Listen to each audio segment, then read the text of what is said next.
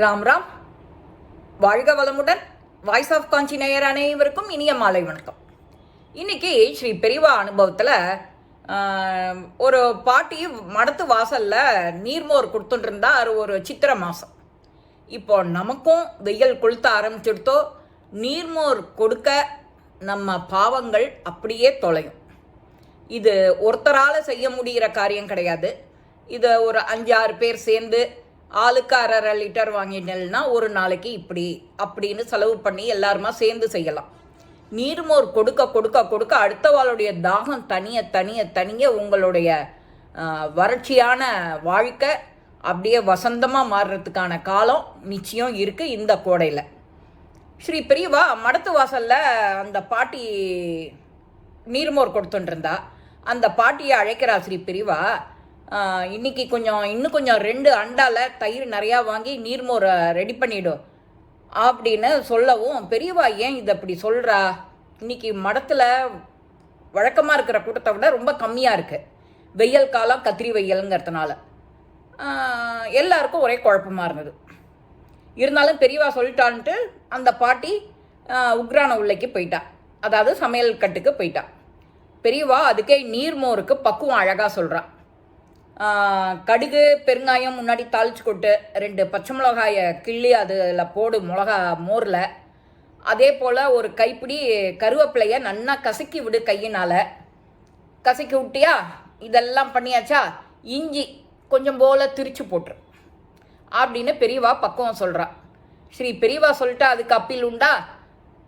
அந்த பாட்டி பெரியவா சொல்ல தட்டாத பாட்டி செஞ்சுட்டு திரும்ப எல்லாத்தையும் எடுத்துன்னு வந்து வாசலுக்கு நீர்மோர் விநியோகம் பண்ணுறான். அப்போது கடவுளோட எதிர்ப்பு, கடவுளே இல்லை அப்படின்னு இந்த காலத்துக்கு ரொம்ப இதுக்கிற மாதிரி ஒரு இப்போ இருக்கிற கால நிலவரத்துக்கு தகுந்த மாதிரி இந்த பதிவு. கடவுள் எதிர்ப்பு கொள்கையை கொண்ட ஒரு குரூப்பு கட்சி மாநாடு நடத்திட்டு கச்சபேஸ்வரர் கோயிலில் அங்கே மாநாடு நடத்திட்டு 1 மணிக்கு எல்லாரும் திரும்புகிறா. மீட்டிங் முடிஞ்சு திரும்புகிறா. எல்லாருக்கும் ஒரே நாக்கு வறட்சி, தாகம் எடுக்கிறது. எல்லாரும் திரும்பி பார்க்குறா. அந்த பஸ் ஸ்டாண்டுக்கு வந்த உடனே பார்க்குறா, இங்கே பாரியா மடத்து வாசலில் நீர்மோர் விநியோகம் பண்ணுறா, நம்ம போய் வாங்கி குடிக்கலாம் அப்படின்னு 4 பேர் பேசிக்கிட்டே வரா. பேசுகிறதோட இல்லை, அங்கே நீர்மோர் வாங்கி குடிக்கிறா. அங்கே நீர்மோர் வாங்கி குடிக்க குடிக்க குடிக்க அவள் தாகம் அடையிறது, தீந்து போகிறது. அந்த 2 அண்டாவில் இருந்த கரைச்சி வச்ச நீர்மோரும் காலி ஆயிடுது.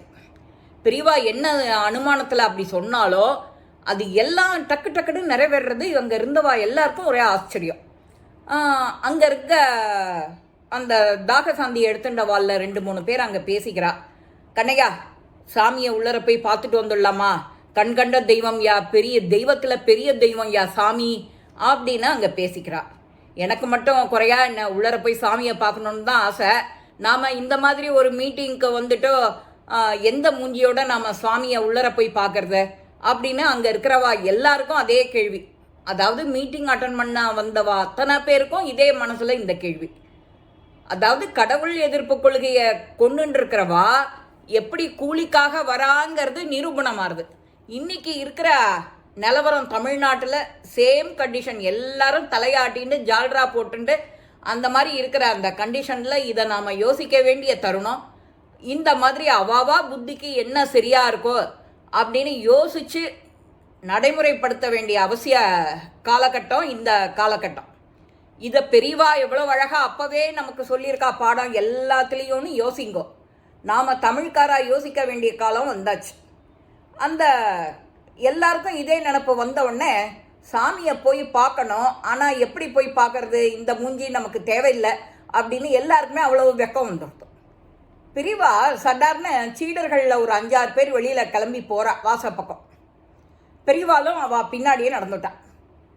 ஒரு 4 வேத பண்டிதர்களோட அந்த வேத சம்பாஷணைகளெல்லாம் பண்ணிட்டு அந்த வாசப்பக்கம் போகிறான்.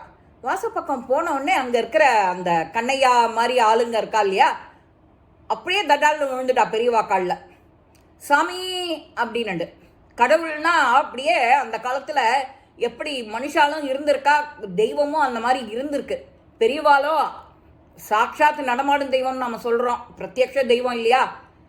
எல்லாரும் சாஷ்டாங்கமாக நமஸ்காரம் பண்ணிட்டு துன்னூறு சாமி அப்படின்னு அந்த மே மாதம் அந்த கத்திரி வெயிலில் புழுதி மண்ணில் அப்படி விழுந்து கும்பிடுறா. பெரியவாளும் அவளுக்கு சரியா சூட்டு மணலில் வெறுங்காலோட நிற்கிறா. எல்லாருக்கும் ஆசீர்வாதம் கொடுத்துட்டு துன்னூறு அப்படின்னு கேட்ட உடனே துன்னூரையும் எடுத்து கொடுக்குறா. திருநீரை விபூதியை எடுத்து கொடுத்த உடனே ஸ்ரீ பெரியவா எல்லாருக்கும் தாகசாந்தியாச்சா, நீர்மோர் கிடச்சிதா அப்படின்னு தாய் எப்படி ஒரு அழகாக ஒரு குழந்தைய பார்த்து சிரித்து அன்புள்ளமாக கருணை உள்ளமாக கேட்பாலோ அந்த மாதிரி எல்லார்கிட்டையும் கேட்கவும் எல்லாருக்கும் ரொம்ப அசிங்கமாக போயிடுத்து வெக்கம். தாயை சிறந்த தயாபரனேன்னு நாம் சொல்கிறோம் இல்லையா, அந்த மாதிரி ஸ்ரீ பெரியவா எல்லார்கிட்டையும் கேட்ட உடனே அவள் அத்தனை பேருக்கும் சாட்சாத் தெய்வம் மகா தெய்வம் காலில் திரும்ப விழுந்து, நல்லதுங்க சாமி, எல்லாரும் குடித்தோம், உங்களை பார்க்கணும்னு நினச்சோம், நீங்களே எங்களுக்காக வந்து காட்சி கொடுத்துட்டேல் அப்படின்னு சொல்லிக்கிட்டே நமஸ்காரம் பண்ணிட்டு அந்த இடத்தையே சில நிமிஷம் அந்த மத எதிர்ப்பு கட்சி கூட்டமாக இருந்தாலும் எல்லார் வாயிலேருந்தும் அந்த சாமி அப்படிங்கிற ஒரு வார்த்தை காதில் விழுந்தது. எல்லாருக்குமே காதில் விழுறது.